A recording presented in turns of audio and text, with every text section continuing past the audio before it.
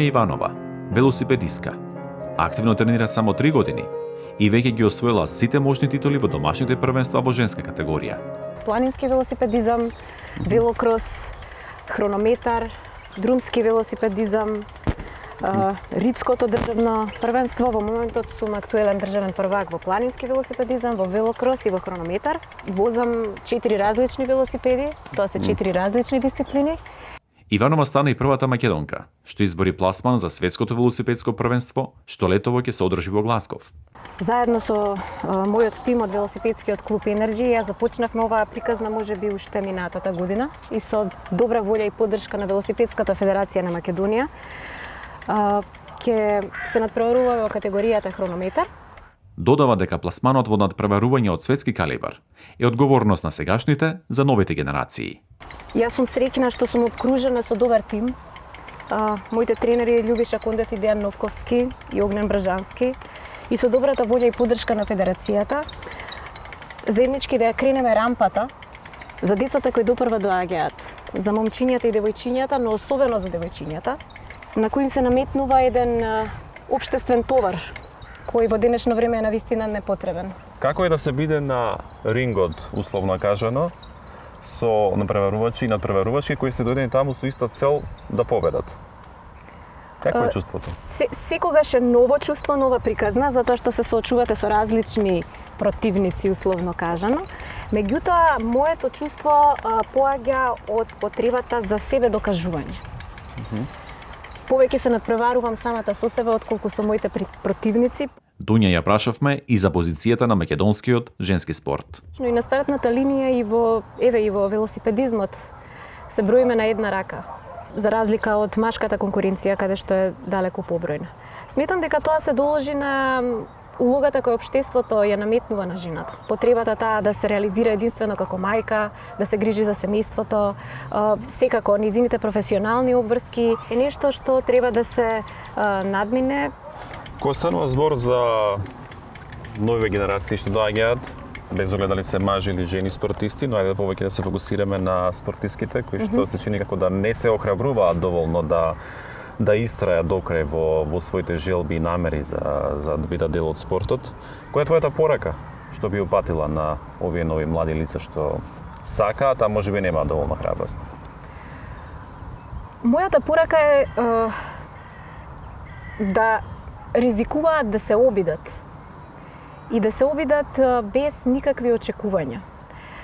Затоа што успехот и само дисциплината ќе им го донесе резултатот на кои и воопшто не се надеваат. Добро, вред, Дуња, јас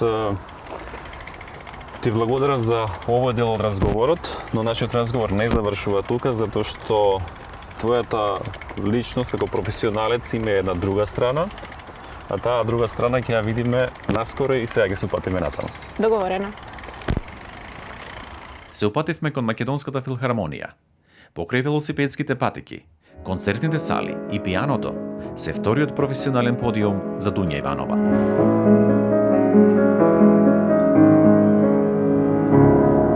Вели дека музиката е нејзина прва љубов. Нешто што го исполнува мојот живот уште од најраното детство, мојата примерна професија. Меѓутоа би рекла дека истите навики, истите рутини, истата возбуда се пресликува и во спортот. Така што тоа се двете области кои го чинат мојот живот убав, кои го чинат утрото светло и не би можела да одберам ниту една од нив како примерна, како нешто што повеќе ми значи. Често наместо во концертни сали, таа настапува и на отворено. За тоа се крие уште една порака. Да се укаже на тоа дека добрата музика може да се воспреми во било каков амбиент. Дека е важна суштината, содржината на она што се изведува, а не формата. Иванова предава во музичко-балетскиот училишен центар Илија Николовски Луи. Нејзини ученици се припадниците на така наречената генерација Алфа.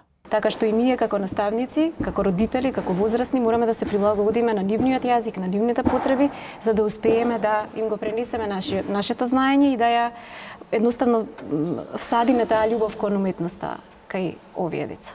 Дипломирала и на студии по филозофија. Незината животна филозофија делува инспиративно.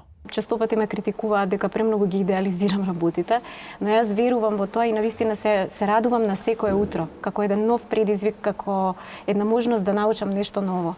И потребата постојано да истражувам е нешто што ме води во животот. На крајот од разговорот, ја прашавме дали постои музичко дело со кое би можела да ги ослика предизвиците од една велосипедска трка. Секоја трка е различна, така што за секоја трка веројатно би одговарала различна музика. Меѓутоа, еве да речеме, Нуво Ленере на Лудовико и на Уди го следи тој процес на подготовка и самото чувство, самата возбуда, адреналинот кој се јавува за време на еден таков спортски настан, така што еве во оваа прилика би рекла дека тоа е тој звук.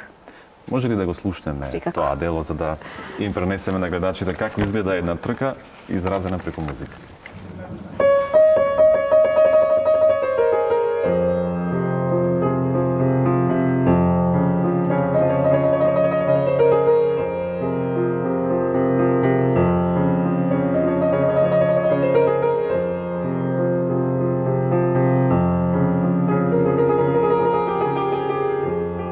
За гласот на Америка, Тоше Огњанов.